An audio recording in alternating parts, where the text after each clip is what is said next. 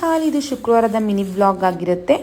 ಇವತ್ತಿಂದ ಆಷಾಢ ಸ್ಟಾರ್ಟ್ ಆಗಿದೆ ಅಲ್ವಾ, ಹಾಗಾಗಿ ಮನೇಲಿ ಸ್ವಲ್ಪ ಪೂಜೆ ಮಾಡೋಣ ಅಂತ ಬೆಳಗ್ಗೆ ಬೇಗ ರೆಡಿ ಆಗಿಬಿಟ್ಟು ಪೂಜೆ ಮಾಡೋಣ ಅಂತ ಪೂಜೆಗೆಲ್ಲ ರೆಡಿ ಮಾಡಿಕೊಡ್ತಾ ಇದ್ದೆ ಹಸ್ಬೆಂಡ್ಗೆ. ಮನೇಲಿ ಯಾವಾಗಲೂ ಬೆಳಗಿನ ಪೂಜೆನ ಮನೆ ಯಜಮಾನ ಮಾಡಬೇಕಂತೆ, ಹಾಗಾಗಿ ಅವ್ರಿಗೇನೆ ನೀವೇ ಪೂಜೆ ಮಾಡಿಬಿಡಿ ಅಂತ ಹೇಳ್ಬಿಟ್ಟು ನಾನು ಪೂಜೆಗೆ ಸ್ವಲ್ಪ ನೈವೇದ್ಯಕ್ಕೆ ಪುಳಿಯೋಗರೆನ ಮಾಡಿದ್ದೆ. ಮತ್ತು ಸ್ವಲ್ಪ ಉಪ್ಪಿನ ದೀಪನೂ ಹಚ್ಬೇಕಲ್ವ, ಇವತ್ತು ಶ್ರೇಷ್ಠ ಅಂತ ಹೇಳ್ಬಿಟ್ಟು ಉಪ್ಪಿನ ದೀಪ ಕೂಡ ಹಚ್ತಾ ಇದ್ದೆ. ಅದನ್ನು ಕೂಡ ನಾನು ರೆಡಿ ಮಾಡಿಕೊಟ್ಟೆ ಅವ್ರಿಗೆ.